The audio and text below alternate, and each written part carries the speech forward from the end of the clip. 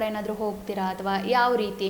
ನೀವು ಕಾನೂನಿನ ಪ್ರಕಾರ ಹೋದಾಗ ಸಮಾಜ ಯಾವ ರೀತಿ ನೋಡುತ್ತಂದರೆ ಪೀಠಕ್ಕಾಗಿ ಫೈಟ್ ನಡೀತಾ ಇದೆ, ಅಂಟಿಲ್ ಅನ್ಲೆಸ್ ಜನರ ತಲೆಗೆ ಹೋಗೋದೇ ಇದು. ನಿಮ್ಮ ಮುಂದಿನ ನಡೆ ಯಾವ ರೀತಿ ಇರುತ್ತೆ? ಹೌದಮ್ಮ, ನೀವು ಹೇಳಿದ್ದು ನಿಜ. ಆದರೆ ಏನು ಅಂದರೆ, ಯಾವಾಗ ಅವರು ಮಠದಿಂದ ಆಚೆ ಕಳಿಸಿದ್ರಲ್ಲ ನಮ್ಮನ್ನು, ಅವರುಗಳ ಮುಖ ನೋಡೋಕ್ಕೂ ನಮಗೆ ಇಷ್ಟ ಇರಲಿಲ್ಲ. ಸಾಕಿ ಇವ್ರ ಅವಶ್ಯಕತೆಯೇ ನನಗೆ ಬೇಡ ಅಂತ ನಾನು ಅಂದ್ಕೊಂಡ್ವಿ. ಆದರೆ ಆವತ್ತಿನ ಮಠಾಧೀಶರು ಇವತ್ತಿಲ್ಲ. ಅವರು ಹೋಗಿ 4 ತಿಂಗಳಾಯಿತು. ನನಗೆ ಆಶ್ರಮ ಕೊಟ್ಟ ಗುರುಗಳು ಇವಾಗಿಲ್ಲ, ಹೋಗಿದ್ದಾರೆ ಆಗಲೇ 4 ತಿಂಗಳ ಕೆಳಗೆ. ಅವ್ರ ದುರುದ್ದೇಶ ಮಗನಿಗೆ ಆಶ್ರಮ ಕೊಟ್ಟು ಮಗನಿಗೆ ಅಧಿಕಾರ ಕೊಡಬೇಕು, ಮಗನಿಗೆ ಸರ್ವಾಧಿಕಾರ ಅವನ ಮಗನೇ ನೋಡ್ಕೋತಾ ಇದ್ದಿದ್ದು. ಮಗನೇ ಸರ್ವ ಮಠದ ಅಧಿಕಾರಿ, ಇವತ್ತಿಗೂ ಅವನೇ ನೋಡ್ಕೋತಾ ಇದ್ದಾನೆ. ಮುಂದಿನ ನಡೆನೇ ಹೇಳ್ತಿದ್ದೀನಿ ಈಗ. ಅದಕ್ಕೋಸ್ಕರ ಇವ್ರು ಯಾವಾಗ ನನ್ನನ್ನು ಸುಮ್ಮನೆ ಅಖಾಡಕ್ಕೆ ಎಳೆದ್ರೋ, ನೀರಿಗೆ ಎಳೆದ್ರೋ, ನಾನು ಕೈಕಾಲು ಬಡಿಲೇಬೇಕಾಯಿತು. ನಮ್ಮ ಬಗ್ಗೆ ಅವರು ಯಾವಾಗ ಕ್ರಿಮಿನಲ್ ಕೇಸು ಅನವಶ್ಯಕವಾಗಿ ಮಾಡಿದ್ರೋ ಆವಾಗ ನಾನು ಭಾಳ ಮನಸ್ಸಿಗೆ ಬೇಜಾರಾಯಿತು. ನನ್ನ ಪಾಡಿ ನನಗೆ ಅವ್ರು ಬಿಟ್ಬಿಟ್ಟಿದ್ರೆ ಆ ತಂಬಿಯಲ್ಲಿ ಯಾವ ಕಡೆ ಇದೆ ಅಂತಲೂ ತಿರುಗಿ ಕೂಡ ನೋಡ್ತಾ ಇರಲಿಲ್ಲ. ಅವ್ರು ಯಾವಾಗ ನಮ್ಮನ್ನು ಎಳೆದ್ರೋ ನೀರಿಗೆ, ಆವಾಗ ಈಗ ಅವ್ರು ನಮ್ಮ ಮೇಲೆ ಕೇಸ್ ಮಾಡಿದ ಮೇಲೆ ನೀವು ಅದಕ್ಕೆ ರಿಯಾಕ್ಟ್ ಆಗ್ತಿರೋ ಇಲ್ಲೋ?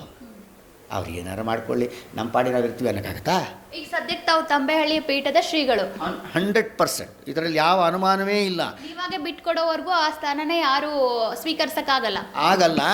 ಆದರೆ ಅವರು ಅನಧಿಕೃತವಾಗಿ ನನ್ನ ಅಪ್ಪಣೆ ಇಲ್ಲದೆ ಇನ್ನೊಬ್ರಿಗೆ ಆಶ್ರಮ ಕೊಟ್ಟು ಒಬ್ಬರು ಕೂಡಿಸಿದ್ದಾರೆ, ವಯಸ್ಸಾದವ್ರನ್ನ. ಪಾಪ ಅವರು ಈ ಕೂತಿರೋರು ತುಂಬ ಒಳ್ಳೆಯವರು, ಆ ವಿಷಯ ಬೇರೆ. ಆದರೆ ಪರ್ಸ್ನಲ್ಲಾಗಿ ಆದರೆ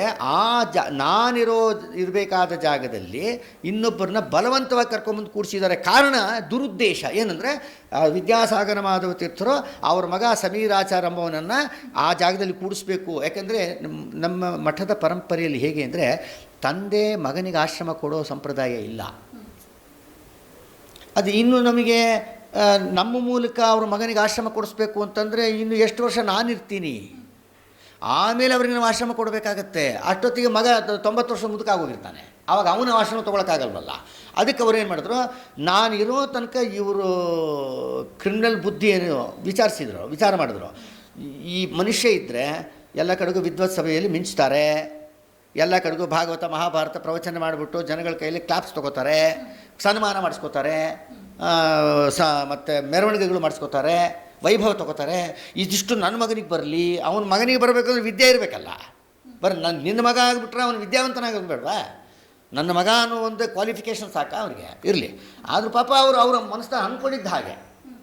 ಆದ್ದರಿಂದ ಮಗನನ್ನು ಪೀಠದಲ್ಲಿ ಕೂಡಿಸ್ಬೇಕು ಅನ್ನೋ ದುರುದ್ದೇಶದಿಂದನೇ, ದುರಾಗ್ರಹ ಪೀಡಿತರಾಗಿ ಕುಹಕ ಕುತಂತ್ರಗಳಿಂದನೇ ನಮ್ಮನ್ನು ದೂರ ಇಡಲಿಕ್ಕೋಸ್ಕರ ಇಷ್ಟೆಲ್ಲ ಅನ್ಯಾಯಗಳು ಮಾಡಿದ್ದಾರೆ. ಆದ್ದರಿಂದ ನಾವು ಇಂಜಂಕ್ಷನ್ ಸೂಟ್ ಹಾಕ್ಕೊಂಡಿದ್ದೀವಿ, ಕೋರ್ಟಲ್ಲಿದೆ, ಪೆಂಡಿಂಗ್ ಇದೆ ಕೇಸು.